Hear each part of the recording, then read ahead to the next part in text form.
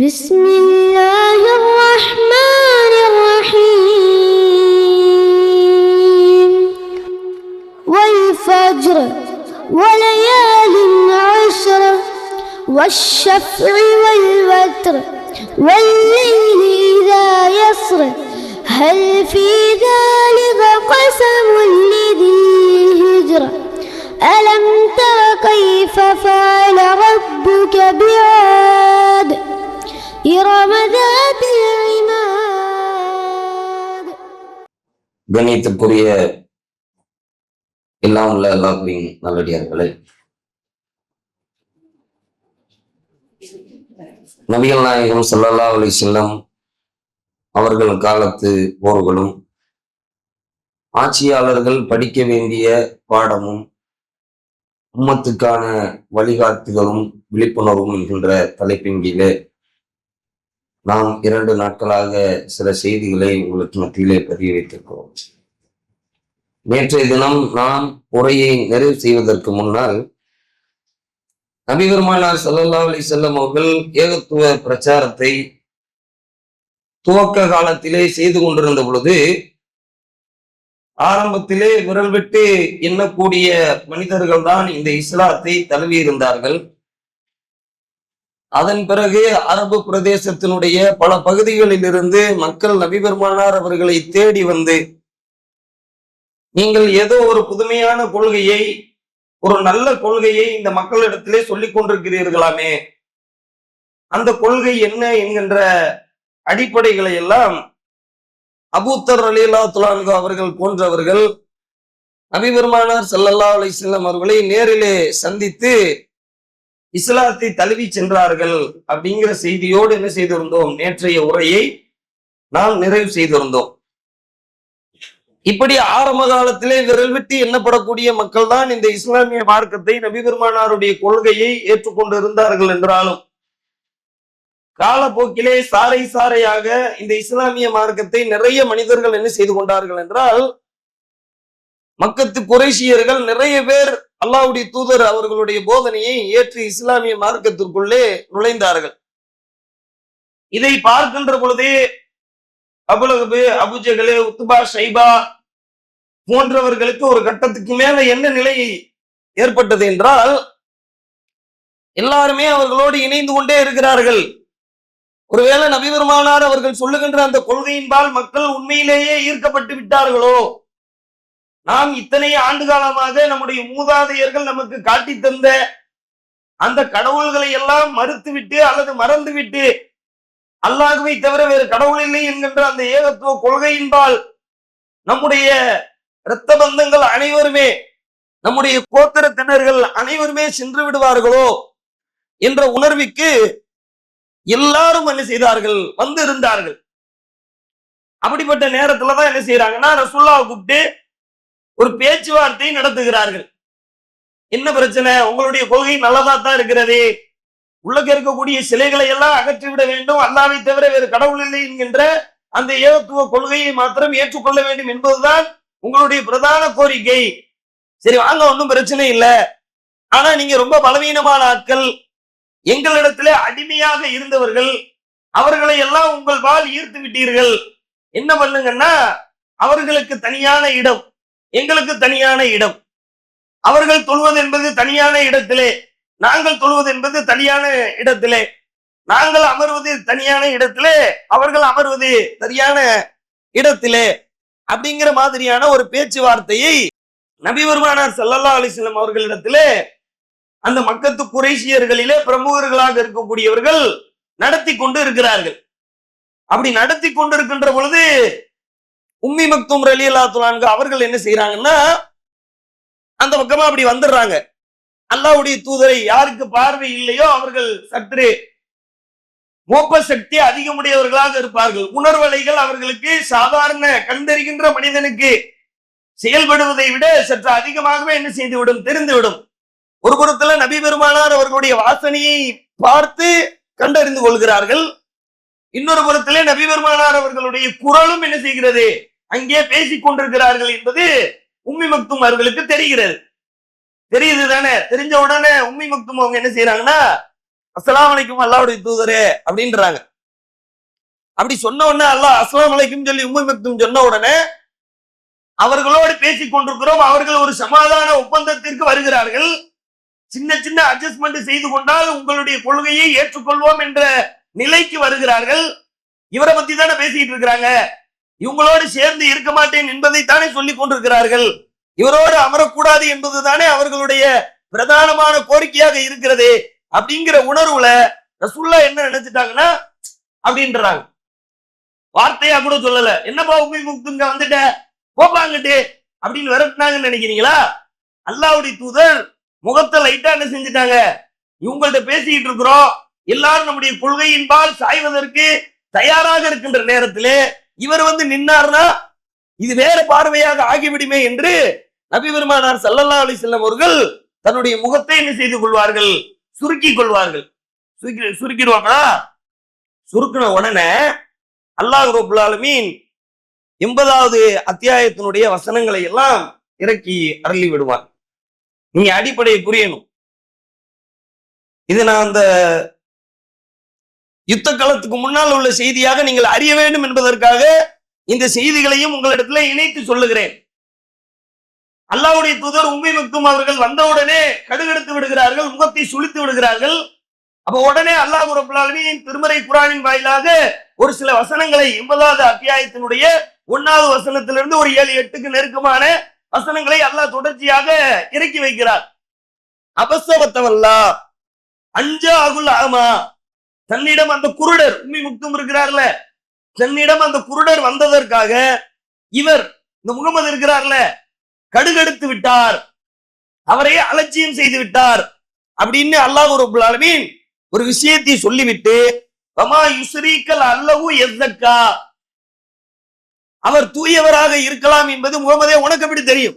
உன்னை கூப்பிட்டு பேசுறாங்கல்ல, அந்த மக்கத்து குறைஷியர்களிலே பிரமுகர்களாக இருக்கக்கூடியவர்கள் உன்னை அழைத்து பேசுகிறார்களே, அவர்கள் உண்மையானவர்கள், தூய்மையானவர்கள், இந்த சத்திய கொள்கையை உண்மையிலேயே தான் ஏற்றுக்கொள்கிறார்கள் என்பது முகமதே உமக்கு எப்படி தெரியும்? நீ எப்படி உங்களை அலட்சியப்படுத்தலாம் அப்படின்னு என்ன செஞ்சிருவான் அல்லாஹ் ரப்பல் தொடர்ந்து நிறைய பேசுறா. அந்த வசனங்களை நீங்க எடுத்து போய் படிச்சு பாருங்க. அப்படி அல்லாஹ் ரப்பல் ஆலமீன் கண்டிச்சிருவானா? இப்ப நபி பெருமானார் ஸல்லல்லாஹு அலைஹி வஸல்லம் அவர்கள் இந்த செய்தி எதுக்காக அருளப்பட்டது அப்படிங்கறத நம்ம பாடமா படிக்கணும்ல. ஆட்சியாளர்களுக்கான பாடம் என்ன, உம்மத்துக்கான விழிப்புணர்வு என்னன்னா, இதுல என்னப்பா விழிப்புணர்வு இருக்குது, இதுல என்ன ஆட்சியாளர்களுக்கு பாடம் இருக்குது அப்படின்னு நம்ம லைட்டா கடந்து போயிடுறோம்ல. ரசூலுல்லாஹ் உம்மி மக்தும பார்த்து கடுகெடுத்தாங்க அப்படின்னு கடக்கிறோம்ல, அது இல்ல. அல்லாஹ் இந்த செய்தியின் மூலமாக அன்றைக்கே சனாதனத்தை ஒழித்து சமதர்மத்தை விதையாக விதைக்கிறார். விளங்குதா உங்களுக்கு? இன்னைக்கு எல்லாரும் பேசுறாங்கல்ல, பெரியார பேசுறோம், சட்டமேதை அம்பேத்கரை பேசுறோம். அவங்கதான் இந்த சமூகத்துல, இந்த தமிழ்நாட்டுல, இந்த இந்திய நாட்டுல இப்படி ஒரு பரப்புரையை மேற்கொண்டார்கள். எல்லாரும் சமம் அப்படிங்கிற கொள்கையை இவர்கள் இந்த சமூகத்திலே தமிழ் பேசுகின்ற மக்களிடத்திலே விதைத்தார்கள் அப்படிங்கிற ஒரு பார்வை இருக்குதா? ஆனா 1400 ஆண்டுகளுக்கு முன்னால் அல்லாஹ்வுடைய தூதருக்கு அதை சொல்லுகிறார். இங்கே உயர்வு தாழ்வு என்பதெல்லாம் என்ன செய்யக்கூடாது, பார்க்க கூடாது. அதான் அங்க பாடம். எல்லாரையும் சமமா நடத்தணும், எல்லாரையும் சமமாக பார்க்க வேண்டும் அப்படிங்கிற ஒரு அடிப்படையை அல்லாஹ் என்ன செய்கிறார், இந்த திருமறை குர்ஆனின் வாயிலாக நபி பெருமானார் அவர்களுக்கு ஒரு பாடத்தை நடத்துகிறார். நாளைக்கு நீங்க கவர்மெண்ட் ஆயிருவீங்க, இப்ப அவன் இறங்கி வர்றா, இறங்கி வர்றதுக்கே பலவீனர்களாக இருக்கின்ற, அடிமை தரத்திலே இருக்கின்ற அந்த மனிதர்களை எல்லாம் நீங்கள் முகம் சுளித்து அலட்சியப்படுத்தக்கூடியவர்களாக இருந்தால் பின்னாளிலே ஆட்சியை கொடுப்பானே அல்லாஹ். அப்ப எப்படி நடப்பிய? பெரிய கோத்திரக்காரவங்க, பெரிய குலக்காரவங்க, பெரிய பரம்பரைக்காரவங்க, பெரிய சமுதாயத்திலே அந்தஸ்திலே இருக்கின்ற செல்வந்தர்கள், பிரமுகர்கள், இவர்களுக்கு மட்டும்தானே நீங்க எல்லா செய்திகளையும் கோரிக்கைகளையும் ஏற்கக்கூடிய மக்களாக இருந்து விடுவீர்கள் என்கின்ற பாடத்தை அல்லாஹ் என்ன செய்கிறான், தன்னுடைய திருமறை குர்ஆனின் வாயிலாக முதலாவது செய்தியாக வைக்கிறார். இது நடக்கும்போது ரசூலுல்லாஹ்வுக்கு புரியல. ஏன் புரியலைன்னா, எல்லாரும் இஸ்லாத்துக்கு வந்துடணும் அப்படிங்கிறது மட்டும்தான் ரசூலுல்லாஹ்வுடைய பிரதானமான சிந்தனையாக இருந்தது. அப்படிதானே? அல்லாஹ் தவிர வேறு கடவுள் இல்லைங்கிற ஏகத்துவ கொள்கையை அல்லாஹ் சொல்லுகிறான். சில மக்கள் ஏற்கிறார்கள், சில மக்கள் மறுக்கிறார்கள். சின்ன சின்ன அட்ஜஸ்ட்மெண்ட் பண்ணோம்னா எல்லாரும் வர்றேங்கிறானே, என்னப்பா அல்லாஹ் மட்டும் வணங்கணும் அப்படிதானே, சிலையை வணங்க கூடாது அவ்வளவுதானே, ஓகே ரெடின்னு வர்றான்ல, சின்ன சின்ன அட்ஜஸ்ட்மெண்ட் பண்ணிட்டா சரின்னு வர்றான்னு நீ அவனை தூக்கி உள்ள போட்டுக்கலாம்னு நினைக்கிறீல, அல்லாஹ் அந்த இடத்துல சொல்றான் அப்படின்னு ஒரு எச்சரிக்கையை சொல்லி, அப்படி யாரையும் என்ன செய்யக்கூடாது, இஸ்லாமிய மார்க்கத்திற்குள்ளே அட்ஜஸ்ட்மெண்ட் பண்ணி எல்லாம் என்ன செய்யக்கூடாது, வர வைக்க கூடாது என்கின்ற பாடத்தை நடத்தியதற்கு பிறகு நபி பெருமானார் ஸல்லல்லாஹு அலைஹி வஸல்லம் அவர்கள் அங்கே சொல்லுகிறார்கள் அந்த மக்களிடத்துல, இந்த உம்மி மக்தூமை கொண்டு அல்லாஹ் எனக்கு மிகப்பெரிய பாடத்தை, மிகப்பெரிய படிப்பினையை கற்று தந்தான். உம்மி மக்தூமை பார்க்கும் போதெல்லாம் ரசூலுல்லாஹ் கண்ணுல கண்ணீர் வடித்து அழுவார்கள்.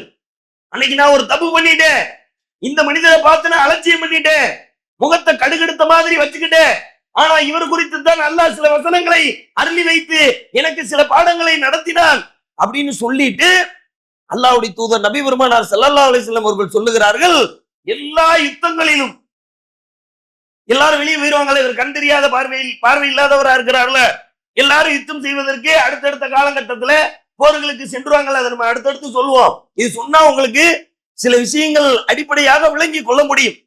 அப்படி யுத்தங்களுக்கு எல்லாரும் போன நேரத்துல நபி பெருமானார் ஸல்லல்லாஹு அலைஹி வஸல்லம் அவர்கள் ஆண்ட அந்த மதீனா மாநகரத்தினுடைய ஒன் டே மினிஸ்டர் அப்படி வச்சுக்கோங்களேன், முதலமைச்சரா, ஒரு நாள் முதலமைச்சர் அப்படின்னு சொல்றாங்கல்ல, படங்கள்லாம் கூட எடுக்கப்பட்டிருக்கல. அப்படி நபி பெருமானார் எப்பொழுதெல்லாம் யுத்த களங்களை சந்திப்பதற்கு அந்த பகுதியிலிருந்து வேறு பகுதிகளுக்கு சென்றார்களோ, சற்றேறக்குறைய 19 யுத்த களங்களை நபி பெருமானார் நேரிலே கண்டிருக்கிறார்கள். யுத்த களங்கள் நிறைய இருக்கிறது, ஆனா ரசூலுல்லாஹ் களத்துல நின்ற யுத்த களங்கள் என்பது 19 என்று என்ன செய்கிறது, வரலாறுகள் நமக்கு சொல்லுகிறது.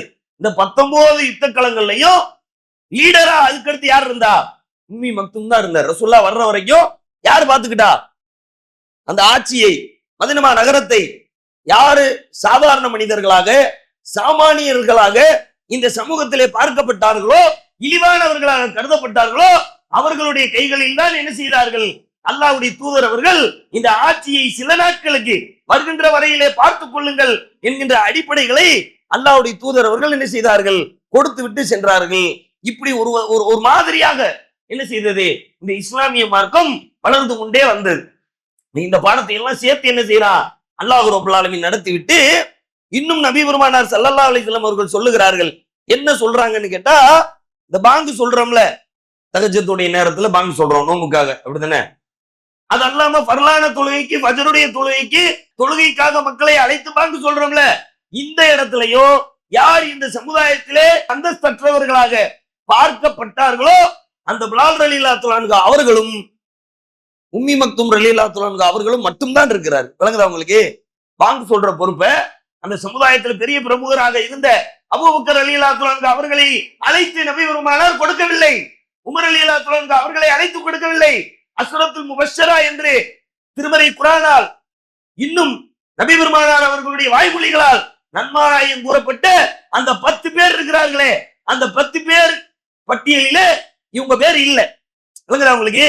அல்லாஹ் நன்மாராயம் கூறினானே, சொர்க்கத்துக்கு இங்கேயே வாக்களிக்கப்பட்ட 10 பேர், அந்த 10 பேர் உடைய பேரிலே இல்லாத இருந்தும் தொழுகைக்கு மக்களை அழைப்பவராக யார் இருக்கிறாரு, இந்த உம்மி மக்தூம் ரலியல்லாஹு அன்ஹு அவர்கள் தான் இருக்கிறார். அப்படிங்கிற அடிப்படையெல்லாம் என்ன செய்யறாங்க, நபி பெருமானார் ஸல்லல்லாஹு அலைஹி வஸல்லம் அவர்கள் சொல்லி தருகிறார்கள். இப்படியாக சிறிது சிறிதாக அடி உதையெல்லாம் வாங்கி ஒரு கட்டத்துக்கு மேல என்ன நடந்துருச்சுன்னா, சமாதானம் பண்ணியாவது நம்ம என்ன செஞ்சிருவோம், போயிருவோம் முகமதுட்ட அப்படின்னு வந்து இப்படி எல்லாம் அல்லாஹ் கண்டித்ததற்கு பிறகு நபி பெருமானார் என்ன செய்கிறார்கள், இதையெல்லாம் கவனத்திலே கொண்டு, நீ வேணாப்பா, இப்படி ஒரு அட்ஜஸ்ட்மெண்டோட நீ இந்த ஏகத்துவ கொள்கையை ஏற்றுக்கொள்ள வேண்டும்ங்கிற அவசியம் இல்ல, அப்படி எல்லாம் அவங்கள்ட்ட என்ன செஞ்சிருவாங்க, உத்பாட்ட, ஷைபாட்ட, அபூஜகல்ட்ட, அபுலகட்ட எல்லாத்தையும் நபி பெருமானார் பதில் சொல்லி விடுவார்கள்.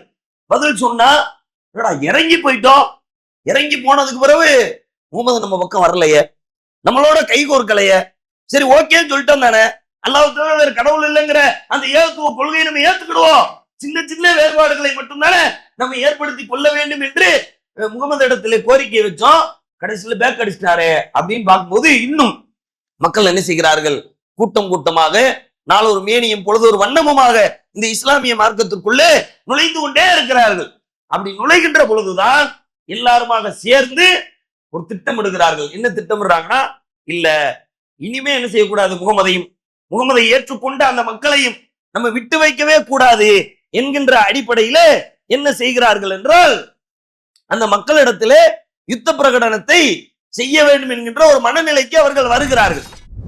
நமது தாருஸ்ஸலாம் வாழ்வியல் பயிற்சி மையத்தில் இஸ்லாத்தை கற்க வருவோருக்கு உணவு, தங்குமிடம், ஹத்னா, அபிடவிட் மற்றும் பெயர் மாற்றம் உள்ளிட்ட அனைத்தையும் செய்து கொடுக்க நபர் ஒருவருக்கு ரூபாய் 15,000 செலவாகிறது. இறையருளால் அதற்குரிய வாய்ப்பும் வசதியும் பெற்றவர்கள் ஒருவருக்கோ இருவருக்கோ தம்மால் இயன்றவருக்கு பொறுப்பேற்று இப்பணியில் தம்மையும் இணைத்துக் கொள்ளுமாறு அன்போடு கேட்டுக்கொள்கிறோம். இம்மையின் மூலம் மறுமையை வெல்லும் மகத்தான பணிகள் தொடர உங்கள் துஆக்களை கேட்கிறோம். சிந்தனை, செயல், பொருளாதாரம் உள்ளிட்ட அனைத்து வித ஒத்துழைப்பையும் உங்களிடம் எதிர்பார்க்கிறோம். உங்களுடைய ஜகாத் மற்றும் நன்கொடைகளை கீழ்கண்ட வங்கிக் கணக்கில் அனுப்பவும். எப்ப பார்த்தாலும் அடிச்சுக்கிட்டு, எப்ப பார்த்தாலும் துன்பப்படுத்திக்கிட்டு, எப்ப பார்த்தாலும் தொல்லப்படுத்திக்கிட்டே இருந்த உடனே நபி பெருமானார் ஸல்லல்லாஹு அலைஹி வஸல்லம் அவர்கள் என்ன மனநிலைக்கு வருகிறார்கள் என்றால், இனிமே இங்க வாழவே முடியாது. ஒரு கட்டத்துக்கு மேல நான் நேற்று சொன்னேன்ல, இரும்பு சீப்புகளால் கிழிக்கப்பட்டார்கள். நபி பெருமானார் போர்வையை போத்திக் கொண்டு, இதுக்கு முன்னாடி இருந்த சமுதாயம் எல்லாம் ரொம்ப கொடுமைப்படுத்தப்பட்டுச்சு, நீங்க அப்படியான கொடுமையெல்லாம் அனுபவிக்கவில்லை அப்படின்னு நபி பெருமானார் சொன்னாலும், இந்த சோதனைகளை, இந்த துன்பங்களை அவர்கள் தாங்க முடியாத பொழுது ஒவ்வொருத்தரா என்ன செஞ்சாங்க, யஸ்ரிப் என்று சொல்லப்படக்கூடிய அந்த மதீனா நகரத்திற்கு சென்று விட்டார்கள். சில பேர் அபிசீனியாவுக்கு சென்று விட்டார்கள், சில பேர் யஸ்ரிப் என்று சொல்லப்படக்கூடிய மதீனா நகரத்துக்கு சென்று விடுகிறார்கள். ஒரு கட்டத்துல ரசூலுல்லாவை கொன்று விடுவோம் அப்படின்னு என்ன செய்யறா, முடிவு பண்றான். எல்லாரும் போயிட்டாங்க. ஆனா முகமது இங்க தானே இருக்கிறாரு, அபூபக்கர் இங்க தானே இருக்கிறாரு. இன்னும் சமுதாயத்திலே அந்தஸ்துடையவர்களாக, அவரை மதிக்கக்கூடிய மக்களாக நிறைய பேர் இங்க தானே இருக்கிறாங்க. முகமதை கொண்டுட்டா எல்லாமே முடிஞ்சிடும் அப்படின்னு என்ன செய்யறாங்க, ஒரு திட்டம் தீட்டி நபி பெருமானார் ஸல்லல்லாஹு அலைஹி வஸல்லம் அவர்களை கொலை செய்வதற்கான திட்டங்கள் என்ன செய்கிறது, நடக்கிறது. அலி ரலியல்லாஹு அன்ஹு அவருடைய வீட்டிலே படுத்திருந்த நேரத்திலே அவர்கள் வெளியேற போகிறார்கள். யஸ்ரிப் என்று சொல்லப்படக்கூடிய மதீனா நகரத்திற்கு நபி பெருமானார் போக போகிறார்கள் என்கின்ற அடிப்படை விளங்கிய பொழுது, எப்படியாவது கொன்றுவோம் அப்படிங்கிற முடிவை எல்லாம் அவர்கள் எடுத்து வாசலிலே வாயில் காற்போனை போல அமர்ந்திருந்த நேரத்திலே அல்லாஹ் ரப்பல் ஆலமீன் அவர்கள் அனைவருக்கும் தூக்கத்தை தந்து, இதைதான் நீங்க வழங்கணும். அல்லாஹ்வுடைய உதவி எப்படினாலும் இருக்குங்கிறதுக்கு மலட்டு காற்று நேற்று சொன்னோம்ல, லூத் நபி சமுதாயத்தை தலைகீழாக அல்லாஹ் புரட்டி போட்டான்னு சொன்னோம்ல. இப்படி என்ன மாதிரியான உதவிகளிலே அல்லாஹ் அவர்களை மயக்க நிலை அப்படி வச்சுக்கோங்களேன், சுயநினைவற்ற நிலை அப்படி வச்சுக்கோங்களேன், ஒரு ஆழ்ந்த தூக்கம் அப்படி வச்சுக்கிடுங்களேன். ரசூலுல்லாஹ் ரொம்ப அழகா வீட்டுக்குள்ள இருந்து என்ன செஞ்சிருவாங்க, நடந்து போயிருவாங்க தானே. போயிட்டு சவுறு புகையில போயிட்டாங்கன்னு தெரிஞ்சிடும்.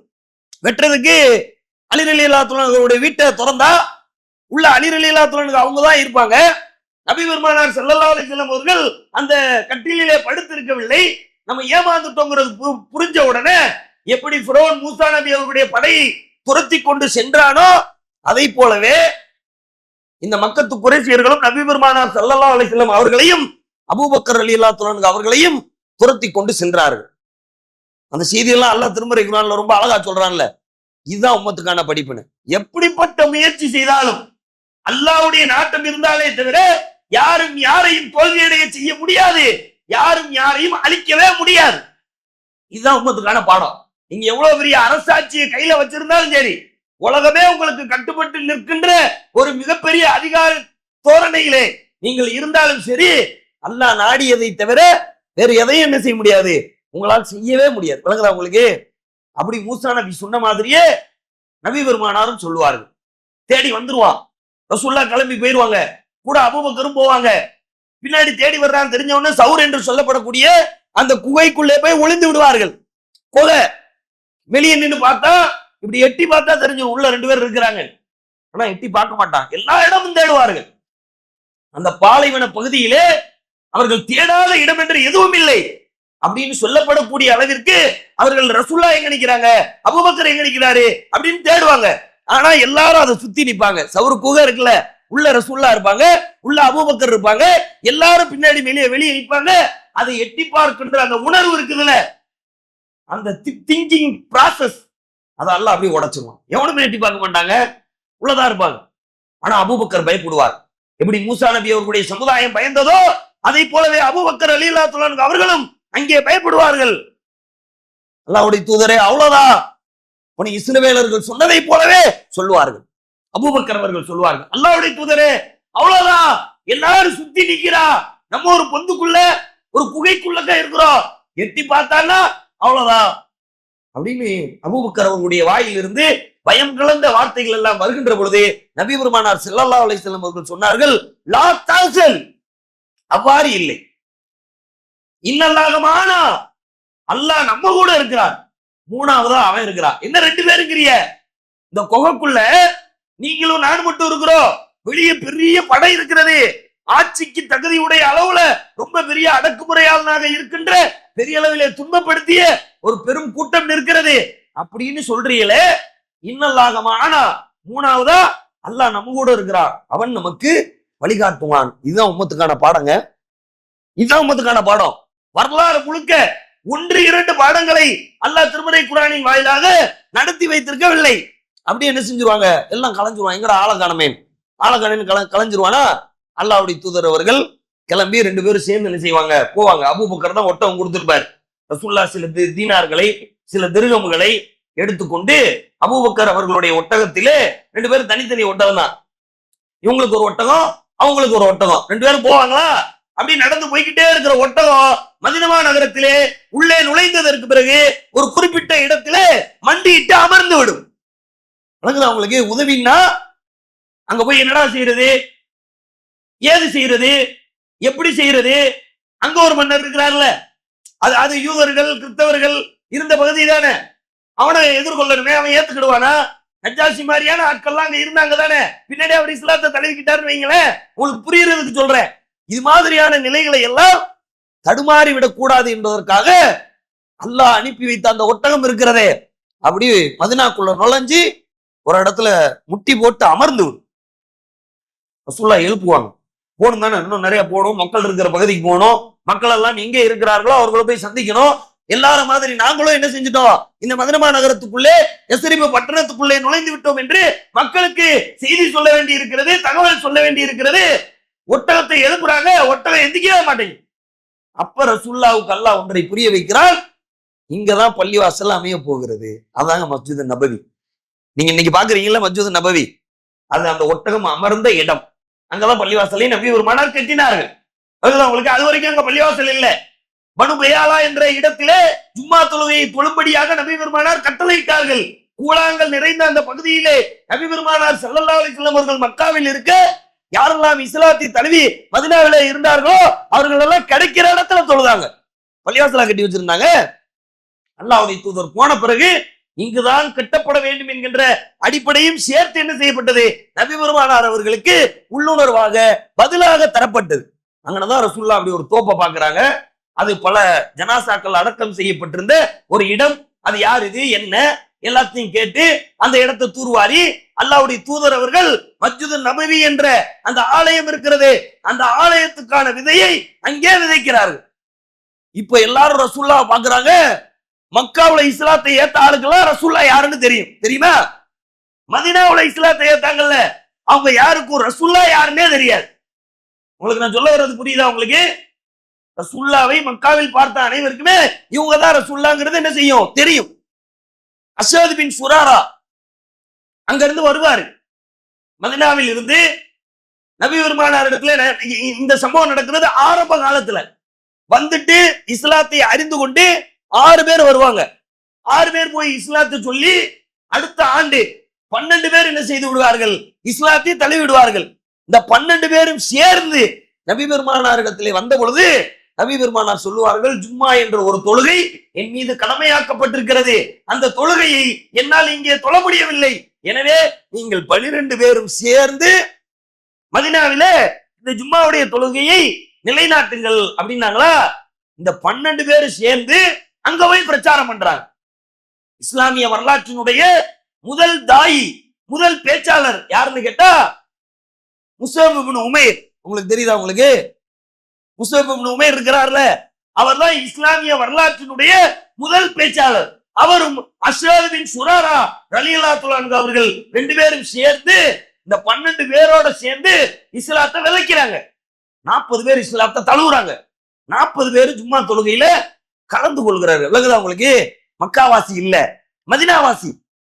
முகமது வந்துட்டாருன்னு தெரியுது, இவருடைய கொள்கையை தான் நம்ம ஏத்திருக்கோம்னு தெரியுது, ஆனா முகமது யாருன்னு தெரியாது. எல்லாருக்கும் ஆசை, கூட்டம் கூட்டமாக நபி பெருமானார் அவர்களை பார்ப்பதற்கு எல்லா மக்களுமே வருகிறார்கள். வந்தா ரசூல்லா யாருன்னு தெரியாத அளவுக்கு ரொம்ப சிம்பிளா, இன்னைக்கு மன்னர்கள் அப்படியா இருக்கிறாங்க, இன்னைக்கு ஆட்சியாளர்கள் அப்படியா இருக்கிறாங்க. பார்த்தாலே இவர்தான் மன்னர் அப்படிங்கிற ஒரு தோரணையில ஒரு அப்பியரன்ஸ் இன்னைக்கு இருக்கக்கூடிய ஆட்சியாளர்கள் இருக்கிறாங்க. பிரதமர் மோடி எடுத்துக்கிடுங்க, பல லட்சம் ரூபாய்க்கு காளான் சாப்பிடுறாரு தானே, பல கோடிக்கு கோட்டு சட்டை போடுறாரா ஆட்சியாளர். மக்களுக்கு 5 ரூபா கொடுக்க மாட்டா, மக்களுக்கு 10 ரூபா கொடுக்க மாட்டா.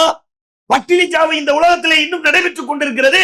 அவர்களுக்கு தேவையானவற்றை செய்ய கடமைப்பட்ட ஒருவன் அதை செய்வதை விட்டு யார் முஸ்லிமே அப்படின்னு பார்த்து கொள்றா. அப்படியான நாட்களே உருவாக்கி வச்சிருக்கிறான்ல ரசூலுல்லாஹ். சிம்பிளா சபையில நிக்கிறாங்க, ஒரு கூட்டமே பெரும் கூட்டம் வந்து நிற்கிறது. ஐயுக்கும் முகம்மது யாரு அப்படின்னு கேட்கிற மாதிரி இருக்கிறாங்க. யாருக்குமே தெரியல. விளங்குதா உங்களுக்கு? ரசூலுல்லாஹ் யாருன்னு யாருக்குமே தெரியல. பார்க்க ரொம்ப தேஜஸா, ரொம்ப அட்ராக்டிவா அபூபக்கர் ரலியல்லாஹு அன்ஹு அவர்கள் இருந்த உடனே ஒரு பெரிய போர்வையை எடுத்து, வெயில் அடிக்கும்ல மக்கா மதீனாவுல, ரொம்ப சூடான ஒரு பகுதி, வெப்பமான ஒரு பகுதி, வெயில்ல தான் போய் நிக்கிறாங்க. எல்லாரும் என்ன செய்யறாங்கன்னா, நபி பெருமானாருக்கு அந்த துணி, இது மாதிரி துணி வச்சுக்கோங்களேன், இந்த துணியை மேல விரிக்காம அபூபக்கர் ரலியல்லாஹு அன்ஹு அவர்கள் மீது மேலே விரிக்கிறார்கள். விளங்குதா உங்களுக்கு? இப்ப நபி பெருமானார் இவர்தான் என்று அபூபக்கர் ரலியல்லாஹு அன்ஹு அவர்கள் என்ன செய்கிறார்கள், சொல்லி தருகிறார்கள். அதுக்கு பிறகுதான் அந்த மக்கமா நகரத்து மக்களுக்கும் மதீனா நகரத்து மக்களுக்கும் இவர் தூதர் என்பது முழுமையாக என்ன செய்தது, மதீனா நகரத்து மக்களுக்கு விளங்கி விட்டது. எல்லாருக்கும் ஆக பெருமூச்சு, அப்பா நிம்மதியாயிடுச்சு. எல்லாரும் இஸ்லாத்தை தழுவிட்டாங்க. அவங்க ஏத்துக்கிட்டாங்கன்னா கூட இங்க சில பேர் ஏத்திருக்கிறாங்க, அங்க ஏத்த மக்கள் சில பேர் இருக்கிறாங்க. அப்படிங்கிற புரிதலோடு நபி பெருமானார் மூச்சு விட்டு ஒரு வாழ்க்கையை அங்கே வாழ துவங்கினார்களே. அப்படி வாழ துவங்கிய பொழுது வேணும்னே அபூ சுஃபியானுடைய படை என்ன செய்கிறது என்றால், நபி பெருமானார் வசித்துக் கொண்டிருக்கின்ற, நபி பெருமானார் வாழ்வியல் இடமாக மாற்றிக்கொண்ட அந்த மஸ்ஜிது நபவியை சுற்றிய வியாபார போக்குவரத்தை மேற்கொள்கிறது. இதை ரசூலுல்லாஹ் பாக்குறாங்க. வேணும்னு தான் வர்றா, பிரச்சனை பண்றதுக்கு தான் வர்றா, சண்டையை பிடிக்கிறதுக்கு தான் வர்றா. இப்படியான ஒரு நிலைப்பாட்டை நபி பெருமானார் ஒரு தடவை பார்க்கிறார்கள், 2 தடவை பார்க்கிறார்கள், 3 தடவை பார்க்கிறார்கள். இப்படி பார்த்து கொண்டே வந்தவர்கள் அபூ சுஃபியான் இங்கே வந்திருக்கிறார் அப்படின்னு தெரிஞ்ச உடனே முகாமிடுவோம் முடிவு பண்ணிட்டாங்க. இந்த பிளானோட தான் வர்றாங்க, வேவு பார்க்க வர்றாங்க, உளவு பார்க்க வர்றாங்க. அங்கதான் அடிச்சு சித்திரவதைப்படுத்தினா, துன்பப்படுத்தினா வேளாண்மை அந்த நாடு சொந்த மண்ணா இருந்தாலும் பரவாயில்ல, புனித பூமியா இருந்தாலும் பரவாயில்ல, ஹிஜ்ரத்துக்கு அல்லாஹ் அனுமதி தந்துட்டா அப்படின்னு இங்க வந்துட்டோம். இங்க அல்லாஹ் நிம்மதியா வணங்கலான்னு பார்த்தா இங்கேயும் வந்து தொல்லை தர வர்றானே அப்படின்னு அல்லாஹ்வுடைய தூதரவர்கள் அபூ சுஃபியானை பிடிக்கிறதுக்கு முகாமிடுவார்கள். இந்த முகாமிட்ட செய்தி அபூ ஜஹல், அபூ சுஃபியான் எல்லாருக்குமே தெரிஞ்சிடும். தெரிஞ்ச உடனே இன்னைக்கு இந்த ஃபேக்ஸ் எல்லாம் அனுப்புறோம்ல, இன்னைக்கு இல்ல, இன்னைக்கு எல்லாமே வாட்ஸ்அப்ல நம்ம எல்லா செய்தியும் என்ன செஞ்சிருவோம், உலகத்துக்கே தெரிகிற மாதிரி வாட்ஸ்அப், ஃபேஸ்புக், இன்ஸ்டாகிராமு, ட்விட்டர்னு கொண்டு போய் சேர்த்துருவோம். அன்னைக்கு எதுல இருந்து கொண்டு போய் சேர்க்கிறது? ஆரம்ப காலம் நம்முடைய 50 ஆண்டுகளுக்கு முன்னாடி உள்ள காலத்தை யோசிச்சு பாருங்க. நம்முடைய அப்பன் பாட்டன்மார்கள் எல்லாம் ஒரு மவுத்து செய்தி எப்படி அனுப்புவா, தந்தின்னு சொல்றாங்கல்ல, ஃபேக்ஸ் எல்லாம் அனுப்புவா, இல்ல தந்தியில சொல்லுவாங்க தானே. அப்படியான ஒரு நிலையில செய்தி கடல் கடந்து வந்து விட்டது. வந்துருச்சா? அபூ சுஃபியானுக்கும் தெரிஞ்சிருச்சு, அபூ ஜஹலுக்கும் தெரிஞ்சிருச்சு. அப்படியானா விடக்கூடாது அப்படின்னு என்ன செய்யறாங்க, இவங்க படையை திரட்டிக்கிட்டு கண்டிப்பா யுத்தத்தை செய்தே ஆகணும். ஆனா அபூ சுஃபியான் தப்பிச்சிட்டார். அபூ சுஃபியான நபி பெருமானார் பிடிக்கவில்லை. நபி பெருமானார் பிடிக்காமலேயே எல்லா செய்திகளும் சரியான முறையிலே பரிமாறப்பட்டு அவர்கள் தப்பித்துக் கொண்டார்கள். தப்பித்து விட்டதற்கு பிறகு அபூ ஜஹல் சூளுரைக்கிறார், இந்த முகமதுடைய கூட்டத்தை விடவே கூடாது அப்படின்னு. அப்போ போருக்கான எல்லா வேலைகளும் நடக்கிறது. அல்லாஹ்வுடைய தூதர் அவர்களுக்கு அந்த தகவல் வருகிறது. 313 பேர், வெறும் 313 பேர். சில ரிவாயத்துகளிலே 317 பேர் என்று என்ன செய்கிறது, செய்திகள் நமக்கு கிடைக்கிறது. அவன் 1000 பேர் கிளம்பி வர்றா. பத்ர் யுத்த களத்திலே நபி பெருமானாரோடு சேர்ந்து நிற்கக்கூடிய மக்கள் வெறும் 313 பேர், 317 பேர். எல்லாரும் நிராயுதமானி. ஆட்சி அமைஞ்சிருச்சு, அதுக்காண்டி வாழலாம் செஞ்சுட்டாங்களா? ஆட்சி அமைஞ்சிருச்சு, அதுக்காண்டி துப்பாக்கி எல்லாம் ரெடி பண்ணிட்டாங்களா? அங்க மார்க்கத்தின் நிலைநாட்டத்தால் வந்திருக்கிறார்கள். யாரோடும் சண்டை போட வேண்டும் என்கின்ற எண்ணமும் எந்த சிந்தனையும் நபி பெருமானாருக்கு இல்லை. அல்லாஹ்வை நிம்மதியா வணங்கணும்பா, இவ்வளவு மக்கள் இஸ்லாத்தை ஏத்துட்டாங்க, அல்ஹம்துலில்லாஹ் போதும் அப்படிங்கிற மனநிலைக்கு ரசூலுல்லாஹ் இருக்கும் பொழுது நிராயுத பாணிகளாக யுத்தத்தை எதிர்கொள்கிறார்கள். விளங்குதா உங்களுக்கு? ஆயுதம் இல்ல, அவன் 1000 பேரு பயங்கரமான ஜெய்சாண்டிக்கான ஆளா இருக்கிறான். ஏற்கனவே எதிர்கொள்ள முடியாத ஒரு நிலையில் தான் நாடு துறந்து வந்திருக்கிறோம். இங்கேயும் வந்து அடிக்க போறான். ஜெயிச்சிருவோமா, தப்பிச்சுட்டோன்னு நினைச்சமே, அல்லாஹ்வை இந்த குறைந்த எண்ணிக்கையுடைய மக்களை கொண்டு அல்லாஹ்வை வணங்கிறோம்னு நினைச்சமே, இப்படி கிளம்பி வந்துட்டானேன்னு ரசூலுல்லாஹ்வுக்கும் பயமாகுது, அபூபக்கர் அவர்களுக்கும் பயமாகுது, எல்லாருக்கும் பயமாகுது. ஆகுதா? ஆனா ஒரு கட்டத்துல யுத்தத்தை செஞ்சுதானே ஆகணும். அல்லாஹ் நிறைய ஸ்டேட்மெண்ட் கொடுக்குறான். இந்த செய்திகளை அல்லாஹ் சொல்லுகிறான், உங்கள 20 பேர் இருந்தால் 200 பேரை வெல்வார்கள். அல்லாஹ் ஸ்டேட்மெண்ட் என்ன சொல்றான்னு விளக்குதா உங்களுக்கு? ஏன் 313 பெருசுங்கிறா அல்லாஹ்? விளக்குதா உங்களுக்கு? தாவூத் நபியினுடைய விஷயத்திலும் இதை பேசுகிறான், நபி பெருமானாருடைய விஷயத்திலும் அப்படி தொடர்ந்து பேசிக்கொண்டே வருகிறார். 20 பேர் 200 பேரை வெல்வார்கள், 100 பேர் 1000 பேரை வெல்வார்கள், 1000 பேர் 2000 பேரை என்ன செய்வார்கள்? வெல்வார்கள், பயப்படாதீங்க அப்படின்னு சொல்லிட்டே வந்து, இருந்தாலும் மனுஷன் தானே, அல்லாஹ்வுடைய தூதரால ஏத்துக்கிடவே முடியல. நிராயுத பாணியா இருக்கிறோம், அடிச்சு போடுவானே, 1000 பேர் 313 பேர் அடிக்கிறது கஷ்டம் கிடையாது, லேசு தானே அப்படிங்கிற ஒரு புரிதலோடு அல்லாஹ்வுடைய தூதர் அவர்கள் இஷாவுல பிரார்த்தனை செய்வதற்கு கைகளை என்ன செய்கிறார்கள்? உயர்த்துகிறார்கள். நீங்கள் அனாதை குழந்தைகளை ஆதரிக்க விரும்புகிறீர்களா? தந்தை இழந்து தரமான உணவின்றி நல்ல உடைகளின்றி சரியான வழிகாட்டுதலின்றி அனாதைகளாக வாழும் இந்த குழந்தைகளுக்கு உதவும் கரங்கள் தான் தாருல் இல்ம் உதவும் கரங்கள். அல்லாஹ்வின் உதவியால் 2010 10 குழந்தைகள் என்று ஆரம்பிக்கப்பட்ட இந்த உதவும் கரங்கள் சமூகத்தில் கவனிப்பாரற்று அதிகரித்து வரும் அனாதை குழந்தைகளை கருத்தில் கொண்டு தற்போது 160 குழந்தைகளுக்கு மேல் பொறுப்படுத்தி செயல்பட்டு வருகிறது. இவர்களின் கண்ணீரை துடைத்திட நீங்கள் தாராளமாக உதவுங்கள். உங்கள் ஜகாத் மற்றும் சதக்காவை அனுப்ப வேண்டிய முகவரி தாருல் இல்ம் நம்பர் 64 பார்த்தசாரை தெரு, பழைய வண்ணாரப்பேட்டை, சென்னை 21. வெப்சைட் தாருல் இல்ம் hh.com. தொடர்புக்கு 9840725020 9600055060. இஷாவுடைய தொழுகையில கைகளை பிரார்த்தனை செய்வதற்காக நபி பெருமானார் உயர்த்துகிறார்கள், கேட்க ஆரம்பிக்கிறார்கள், இறைவா, இந்த யுத்தத்திலே நாங்கள் தோல்வியை சந்தித்து விடுவோமே ஆனால் உன்னை வணங்குவதற்கு இந்த பூமியிலே யாருமே இருக்க மாட்டார்கள். ஸ்டேட்மெண்ட் வழங்குதா உங்களுக்கு? ஒட்டுமொத்த உலகத்தை சொல்லல, இந்த மதினாவோ சொல்றாங்க, இந்த மக்காவோ சொல்றாங்க, அரபு பிரதேசத்தை சொல்றாங்க. இறைவா, இந்த யுத்த களத்திலே நாங்கள் தோல்வி அடைந்து விட்டால் உன்னை வணங்குவதற்கு இந்த மண்ணிலே இந்த பூமியிலே ஒருவர் கூட இருக்க மாட்டார். அதனால் எங்களுக்கு இறைவா நீ என்ன செய், வெற்றியை தந்தருள் புரிவாயாக அப்படின்னு என்ன செய்வாங்க? ரசூலுல்லாஹ் இஷாவுடைய தொழுகையை தொடர்ந்து அல்லாஹ்விடத்திலே பிரார்த்தனை செய்ய ஆரம்பிக்கிறார்கள். அல்லாஹ் பதில் சொல்றான். நீங்க நல்லா கவனிக்கணும். பிரார்த்தனை செஞ்சுட்டு இருக்காங்களா ராத்திரி இஷாவுல தொடங்கும் போது அல்லாஹ் பதில் அளிக்கிறான். எப்படி பதில் அளிக்கிறான் தெரியுமா? 8வது அத்தியாயத்தினுடைய 9வது வசனத்தை எடுத்து, அந்த வரலாறு தொடர்ச்சியா வருது, எடுத்து படிச்சு பாருங்க வீட்டுக்கு போய். அதுல அல்லாஹ் சொல்லுகிறான், நபி பெருமானார் இப்படி துஆ செய்த பொழுது அல்லாஹ் நபி பெருமானாருக்கு உதவி செய்வதற்கு பதில் அளித்ததை பின்னாடி சொல்றான். வெற்றி எல்லாம் பெற்றதுக்கு பிறகு, பத்ர்லாம் முடிஞ்சதுக்கு பிறகு அல்லாஹ் சொல்லுகிறான். எப்படி பதில் அளிச்சிருக்கான் தெரியுமா?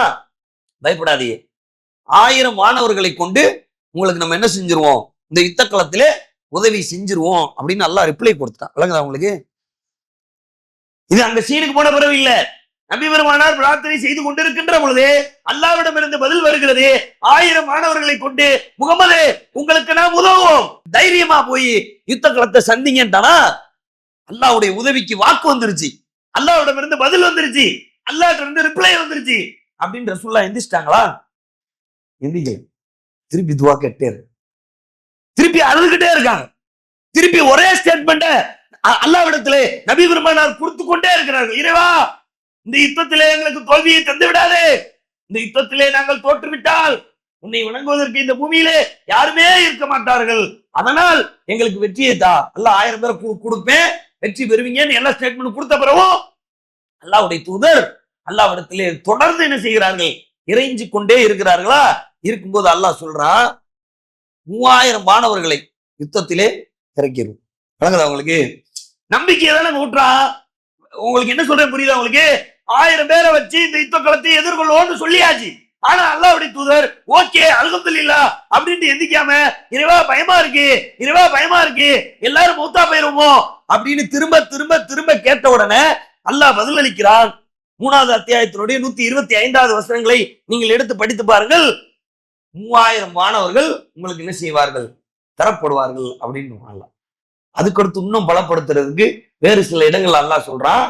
இன்னும் பயமாவே இருந்துச்சுன்னு வைங்களேன், அல்லாஹ் சொல்றான், போர்க்களை அறிந்த 5000 மாணவர்களை தந்து அல்லாஹ் உங்களுக்கு இந்த யுத்த களத்திலே உதவுவான். விளங்குதா உங்களுக்கு? பெரிய விஷயம்ங்க. இந்த அடிப்படைகளை எல்லாம் புரியாம தான் நம்ம என்ன செஞ்சுட்டு இருக்கிறோம், வாழ்ந்துகிட்டு இருக்கிறோம். அப்ப நம்ம என்ன செய்யணும்னா, இந்த உலகத்தை யார் வேண்டுமானாலும் என்ன செய்து கொள்ளட்டும், ஆண்டு கொள்ளட்டும். யார் வேண்டுமானாலும் இந்த உலகத்தை இயக்கிக் கொள்ளட்டும். அதுல எந்த பிரச்சனையும் இல்லை. அதுல நமக்கு அடி விழுதா, நமக்கு பெரிய தொல்லைகள் இருக்குதா, நமக்கு துன்பம் இருக்குதா, உயிர் போற மாதிரியான நிலைகள் எல்லாம் இந்த உலக வாழ்க்கையிலே நாம் சந்திக்க வேண்டிய நிலை ஏற்படுகிறதா, மாணவர்களை களத்தில் இறக்கி என்ன செய்வார், அல்லாஹ் நமக்கு உதவுவான் அப்படின்னு இந்த வரலாறு அதுக்கு தானே சொல்றான். அந்த சமுதாயம் கடந்து போயிருச்சு. அதை யாராவது வானவரை பார்த்தாங்களாங்க? சகாபாக்கள் அந்த செய்திகளை எல்லாம் என்ன செய்கிறார்கள், அறிவிக்கிறார்கள். இது மட்டும் சொல்லி நான் முடிக்கிறேன். சகாபாக்கள் அந்த செய்திகளை அறிவிக்கிறார்கள். வெள்ளை குதிரையிலே, ஜிப்ரீல் வெள்ளை குதிரையிலே வந்தார் அப்படிங்கிறாங்க. 3வது வானத்தில் இருந்து அல்லாஹ்வுடைய தூதர் விளக்கு கொடுக்குறாங்க. ஒருத்தர் ஓங்கி அடிக்கிற சத்தம் கேட்குது. சகாபாக்கள் ஜிப்ரீலையும் பார்க்கல, எந்த சகாபாக்களையும் எந்த வானவர்களையும் பார்க்கல. சகாபாக்கள் அறிவிக்கிறார்கள், நாங்கள் யுத்தம் செய்து கொண்டிருந்த நேரத்தில் வெள்ளை ஆடையிலே ஒருவர் கடந்தார், வெள்ளை குதிரையிலே ஒருவர் கடந்தார். அந்த குதிரையை போன்னு சொல்லிக்கிட்டே ஒருத்தர் அடிக்கிறாங்க. அவர் சுருண்டு விழுகிறார். விளங்குதா உங்களுக்கு? பக்கத்துல யாரும் இல்ல, ரசூலுல்லாஹ் இல்ல, வேற எந்த 313 பேரும் இல்ல, 317 பேரும் இல்ல, யாருமே இல்லாத எம்டில விசுவல் அற்ற இடத்துல ஒருத்தர் வெட்டப்படுகிறார், சாட்டையால் அடிக்கப்படுகிறார், அப்படி உழுவுறார். விளங்குதா உங்களுக்கு? இந்த வரலாறு எல்லாம் அல்லாஹ் என்ன செய்யறான், சொல்லுகிறான். நபி பெருமானார் இடத்துல அவர்கள் கேட்கிறார்கள், அல்லாஹ்வுடைய தூதரே, இந்த யுத்த களத்திலே ஒருவர் அடிக்கப்பட்டதை நான் பார்த்தேன், வெள்ளை ஆடையிலே குதிரையிலே அமர்ந்து கொண்டு, ஹைசூம் அந்த குதிரையை நீ நவுண்டு போ அப்படின்னு சொல்லிக்கிட்டே அடிச்சாரு அப்படின்னு அல்லாஹ்வுடைய தூதர் சொல்லுகிறார்கள், 3வது வானத்தில் இருந்து இறக்கி வைக்கப்பட்ட வானவர்கள் தான் அவர்கள். விளங்குதா உங்களுக்கு? ஜிப்ரீல் தன் தோற்றத்தை காட்டுனா எல்லா பேரும் சஜிதால விழுந்துருவாங்க. இந்த நம்பிக்கை அல்லாஹ்வுக்கு தேவையில்லை, அப்படிதானே? 3000 வானவரும் வானவர்களாகவே வெளிப்படுகிறார்கள். நீங்க யுத்தம் தேவையா? 3000 வானவர்களும் வானவர்களுடைய தோற்றத்திலேயே வந்து பத்ரு யுத்த களத்துல நிக்கிறாங்கன்னு வைங்க.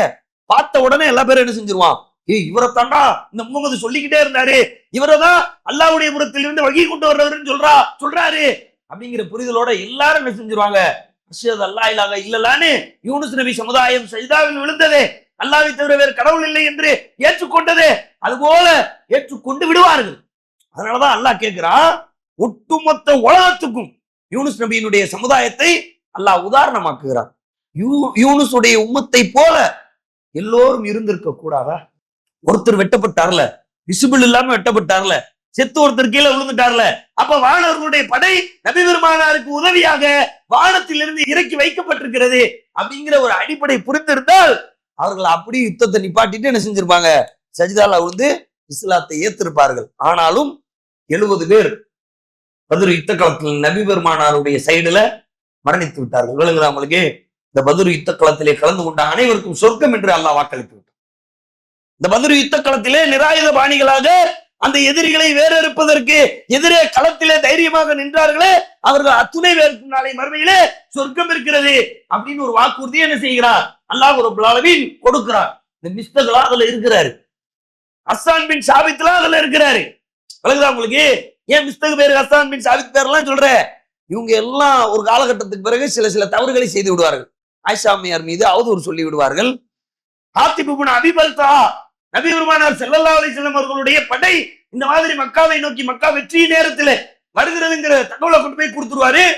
இப்ப ரசூலுல்லாஹ் இவங்களை எல்லாம் விசாரிக்கும் போது உமர் ரொம்ப கோவப்பட்டு வெட்டிடுவேன் குத்திடுவேன் பாருல. அப்ப அல்லாஹ்வுடைய தூதர் சொல்லுவார்கள், அவர்கள் பத்ரு யுத்த களத்திலே கலந்து கொண்டவர்கள் 2-3 பாவம் பண்ணிட்டாங்க தான். ஆனா அவங்க யார் தெரியுமா, ஆரம்ப காலத்திலே தியாகம் செய்து எல்லாவற்றையும் உயிரை உடமை எல்லாவற்றையும் விட்டு அல்லாஹ்வுடைய மார்க்கத்தை நிலைநாட்டுவதற்காக களத்திற்கு வந்தவர்கள் அப்படின்னு என்ன செஞ்சாங்க, நபி பெருமானார் அந்த பத்ரு யுத்த களத்திலே கலந்து கொண்டவர்கள். என்ன செய்தாலும் அவர்கள் என்ன செய்ய மாட்டார்கள், தண்டிக்கப்பட மாட்டார்கள். அல்லாஹ் சொன்னதற்கு பிறகு ஹாத்திப் இப்னு அபீ பல்தாவை நான் எப்படி தண்டிப்பது அப்படின்னு கேட்டாங்க ரசூலுல்லாஹ். விளங்குதா உங்களுக்கு? அப்படி அல்லாஹ்வுடைய உதவி என்ன செய்தது, இந்த நபி பெருமானார் ஸல்லல்லாஹு அலைஹி வஸல்லம் அவர்களுடைய அந்த படைக்கு அந்த உம்மத்தினருக்கு இருந்தது என்கின்ற அடிப்படையை நாம் என்ன செய்து கொள்ள வேண்டும், விளங்கிக் கொள்ள வேண்டும். அதுபோலத்தான் இன்று அல்லாஹ்வுடைய தூதரை வழிகாட்டியாக தூதராக ஏற்று ஏகத்துவ கொள்கையை நிலைநாட்டி அதை மக்களிடத்திலே இயன்ற அளவு பிரச்சாரம் செய்து கொண்டிருக்கக்கூடிய நமக்கும் என்ன செய்யும்? அல்லாஹ்வுடைய உதவி என்பது எப்படிப்பட்ட ஆட்சியாளர்கள் இருந்தாலும் அல்லாஹ்வுடைய உதவி என்பது நமக்கு மட்டும்தான் இருக்கும் என்கின்ற அந்த படிப்பினையை, அந்த விழிப்புணர்வை நாம் என்ன செய்து கொள்ள வேண்டும்? அறிந்து பெற்றுக்கொள்ள வேண்டும். இப்ப இருந்தே என்ன செய்யணும்? இதெல்லாம் அப்ப அல்லாஹ்வுடைய உதவி நமக்கு இருக்கும் போல அப்படின்னு அசால்ட்டா இருந்துடக்கூடாது. எல்லா நேரங்களும் உங்களுக்கும் கடமை இருக்குல்ல, பிரார்த்தனை செய்யும். பாலஸ்தீன மக்களுக்காக பிரார்த்தனை செய்யுங்கள். அவங்க ரொம்ப சீரழிக்கப்படுகிறார்கள். ஏத்து நிக்கிறா, கொல்ல நிக்கிறா, என்ன நடந்தாலும் பரவாயில்ல, உயிரே போனாலும் பரவாயில்ல அப்படின்னு களத்துல அமைக்கிறா. சுத்தி இருக்கிற நாடுகள் அவர்களுக்காக என்ன செய்தது என்ற கேள்விகள் எல்லாம் நாளை மறுமையிலே நம்மிடத்திலும் என்ன செய்கிறது? இருக்கிறது. பாலஸ்தீன மக்களுக்காக நீங்கள் பிரார்த்தனை செய்யுங்கள். வட மாநிலத்திலே கொன்று குவிக்கப்படுகின்ற நம்முடைய முஸ்லிம் சகோதரர்கள், அவர்களுக்காக பிரார்த்தனை செய்யுங்கள். அப்படி நீங்கள் பிரார்த்தனை செய்கின்ற பொழுது அல்லாஹ்வுடைய உதவி என்பது மிக சமீபத்திலே இருக்கும்.